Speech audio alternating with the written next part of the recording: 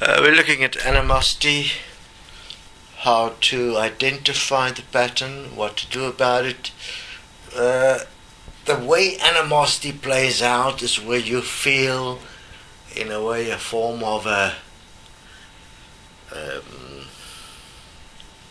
aggressive tension towards someone, and where one tends to find fault with somebody. Understand the following: it may even be vice versa between two people, where they will actively seek out ways to attack each other or find fault. The animosity point is very simple. It's basically actually based on one's own self-image, which you regard as resonantly less than the other person. Therefore you then will aggressively attack the other person to diminish them so that you can uplift yourself in that way. It's pretty fucked up shit. Instead of actually lifting yourself up and standing up and seeing what you can learn. So you have to change animosity into playfulness, so you can play with yourself and give yourself the freedom to realize that you are in a process of introspected self-perfection, which means you are expanding through inversion and inclusion. Remember, expansion is not an exclusive process, an going outwards process. It's an bringing here process. It's an inclusion. Expansion is an inclusive process.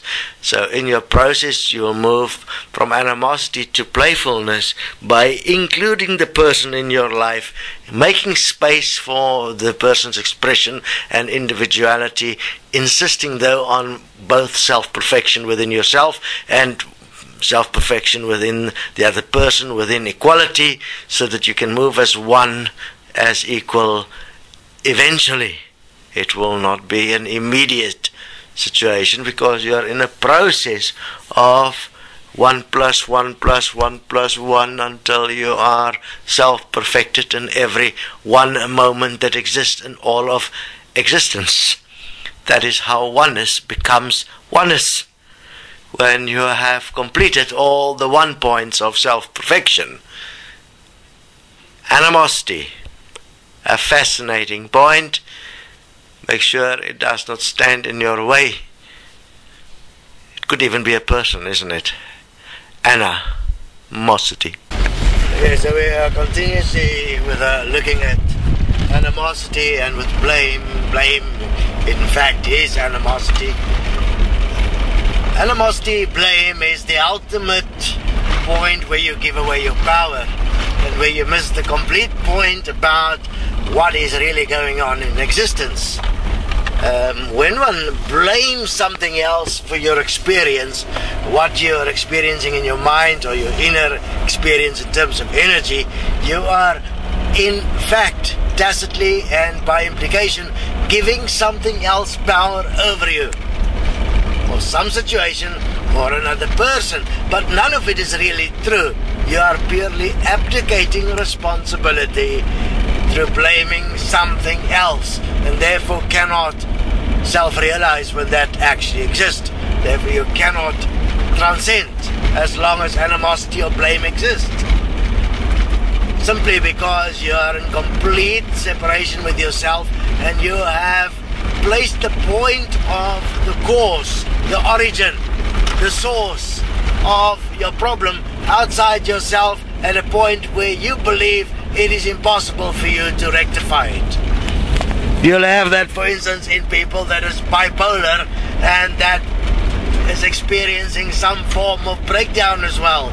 They will place the experience and the source of the experience, therefore the actual experience, outside themselves, blame it on something or someone else, and therefore be eternally disempowered, and therefore try and destroy the so-called outside source to try and find their power. Meantime, it's not true. They're actually purely generating evil in their action by harming something outside themselves, instead of actually taking responsibility and realizing they are the actual creator of the animosity, they're the actual creator of the blame, they're actually the point that's not self-responsible, they are the actual evil, and must stop. That is what is the point of self-forgiveness, is to stop yourself from harming things around you and blaming others and creating reasons why you're not looking at yourself as the actual creator of this reality, as the actual creator of experience, as the actual creator of everything that is existing as your experience. Yeah, makes sense. Okay, we continue with the discussion on animosity, and this is now the third part. We're now looking at particularly points like where one would feel that you have lost something, or somebody is doing something to you, or you feel that you already know something. This becomes rather complicated because you have created a world view where the world is according to the way you view it, and then that one is trapped, obviously, effectively, because all of that is a major mindfuck. Because in the way you view the world, there is no practical consideration about how the world actually operates, how the physical actually operate, how relationships actually operate, the actual physical attributes of the conditions that exist in this reality. What exists is the condition as you have created it in the make-believe world of personality and of the secret mind. Now, the secret mind in its completeness is make-believe, and that is where one make yourself believe that there is some higher power, some greater purpose for everything, but you're not living it in fact in your reality in the physical. Now you're in separation between the mind and the physical, and the 2 points can't meet. So you're willing to consider to love, for instance, in the mind, but when it comes to the physical point, you're unable to, because your whole body goes into a rejection mode, a virtual form of physical animosity, a physical aggression. When these things happen, you obviously have the ultimate point of transcendence in that singular breath, because you can actually move through the physical animosity and actually transcend it. Or you can simply submit to the physical animosity, justify it with a mental reasoning and justification, and then you're trapped even more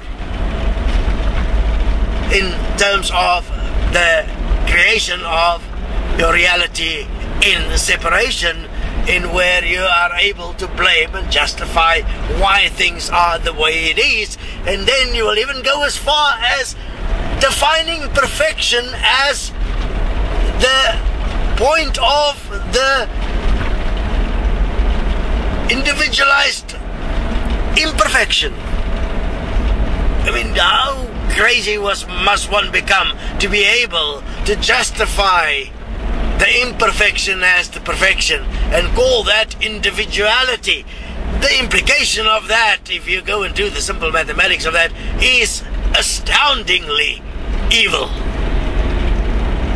and will justify why one will be willing to go to war. It's the very source of war, the very source of terror, the very source of horror, the very source within which one will be able to conceive the most and the greatest atrocities imaginable, simply because you have justified imperfection as individuality as perfection.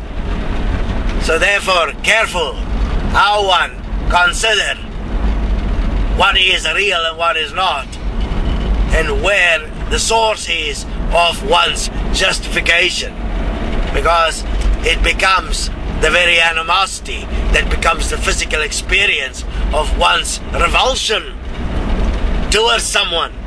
If you are revolted by someone and you are unable to change that revulsion, There is a major problem within you, not in the other person, because the revulsion is within you. You have created it, you have defined it, you have become it. It is who you are. You must stop and forgive. That is the point of self-forgiveness, to take one's power back for where you have given it to that which you cannot even begin to imagine until it arrives on your doorstep. And then one would dare to consider that you can't remember how and when you created it. If you look, you'll find the source. You are the creator.